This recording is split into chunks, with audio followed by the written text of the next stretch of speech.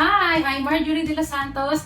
I'm financial educator from International Marketing Group. I'm a member since 2015. Before I met IMG, I was a full-time caregiver in Israel. First, yung personal growth. How I manage my finance. Meron pala talaga na tamang way kung paano tayo mag-ipon. Sa tulong ng IMG, naayos ko yung personal finance ako since naging member ako ng IMG. Secondly, na-embrace ko yung mission.